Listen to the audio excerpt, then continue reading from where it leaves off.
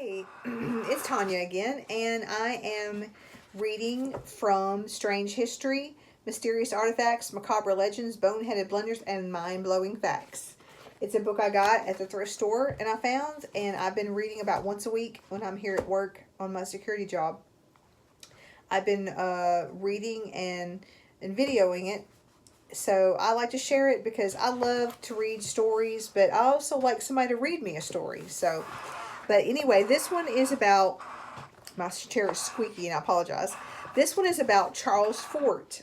If you've ever heard of him, he's the father of the paranormal. It said UFOs, ESP, spontaneous combustion. We've all been hearing about these things for our entire lives, and we have one man to thank for it, Charles Fort, 1874 to 1932. Fort was a British author and inspiration for the Paranormal magazine 14 Times, which chronicles strange occurrences all over the earth. In his time, Fort was a human search engine, a living, breathing Google. Can you imagine?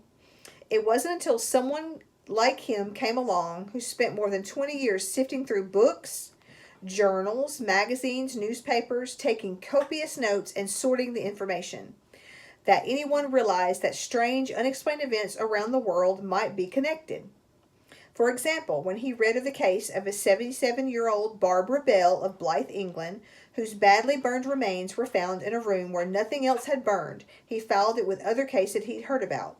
Can you imagine, and I do add a little things as I'm talking, can you imagine going in a room way back when like this, going in a room and seeing a body burned and nothing else? Even now that's jarring, but back then I bet they just, everything in the world come up, like witchcraft, ghosts, like there's no telling, like that's such a freak out moment, like, nothing else burned and just the body, like what do you say, how do you solve that, like? But anyway, it said this is when spontaneous combustion was a thing. And after Ford read an account from 1887, that's a long time ago, about a large ball of fire that rose out of the sea off the eastern coast of Canada, he filed it in the shoebox that contained his notes. Like us, they kept little notes in little drawers and little shoeboxes, and don't we all do that? But it contained his notes on similar incidents, such as the account of three luminous bodies that rose out of the Mediterranean in 1845. And then, more than 10 years after Fort's death, on June 24th, 1947, this is 10 years after, a pilot named Kenneth Arnold saw some mysterious flying objects over Mount Rainier in Washington State.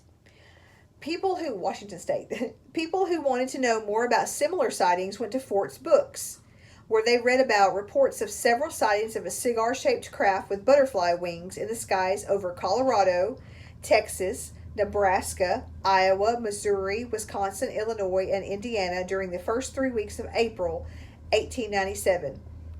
Okay, this is before the turn of the century, so not ever seeing any, even airplanes, anything like that. That's before the Wright brothers. So even knowing about those things, so this is the only way they had to describe this. So it was like a cigar shaped with butterfly wings. Because that's how a cigar shaped. So I guess that was the only. I mean, if that's how it looked to you, that's how they explained it, I guess, And it said that was in 1897. It said the objects Kenneth Arnold saw over Mount Rainier weren't shaped like cigars. They were shaped like flat discs. His was the first modern sighting of flying saucers. Regardless, the public paid attention. Fort had laid the groundwork for Arnold's sighting to be taken seriously. The modern UFO craze had begun. So even before technology and even before all the things that we have today, we have the internet, we have scientists that have studied these things, we have sightings ourselves we've seen, and we are desensitized. Like, let me turn the air conditioner off here hold on. We are desensitized because we do see a lot of things on TV, we hear a lot of people talk, we have a lot more experience with seeing things, and here lately we have gotten word of things happening, and it would be crazy to think that we're the only ones out there. Like, Earth is a big planet, but the universe is vast. So I do believe my own, and I try not to put too much of my own thoughts right now into things, but I do believe there is other planets out there, and there's other people out there, because how silly of me to think that we're just the only ones. Look how wonderful and beautiful the universe is, and it's so vast that for us to be the only ones, no, there's got to be other people, other things, other beings. It's just so magnificent. Like the world, the universe, the everything is just it's so vast and gorgeous, and just we don't know anything about it. And I mean, not a lot. Like, well, there's still things we don't know. I mean, so yeah, even before the turn of the century, they were seeing things in the sky. So we have drones now. We have, things that has to do with AI. We have the internet. We can, tweak, and we have videos that we can change. This was in April 1897. So you tell me what a cigar-shaped craft with butterfly wings was doing over Colorado, Texas, Nebraska, Iowa, Missouri, Wisconsin, Illinois, Indiana during the first 3 weeks of April 1897.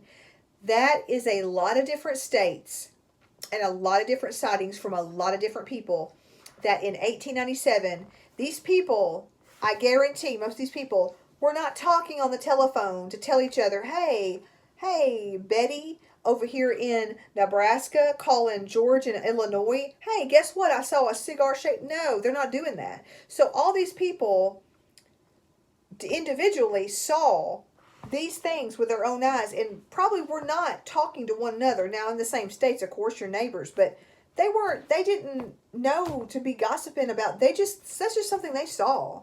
So things were going on beyond our comprehension even before me and you were born. So there's just unexplained things, and I think that makes life so interesting, that there may be things we never know what's out there, and you know what? That's okay. And if we find out there is, that's okay too. But I think it's so interesting to know that Charles Fort was the father of the paranormal. And I know I went rambling, but I do like talking about these things, and there's a lot of people that just don't enjoy it. So hopefully somebody who watches this likes paranormal things and likes strange history just like I do. But I hope you have a good day, and just think about Mr. Charles Fort, 1874 to 1932. He paved the way. He had all these notes and all these. It's okay to have attention to detail. It's okay if you write a lot of notes in your phone, or you have notes on your refrigerator.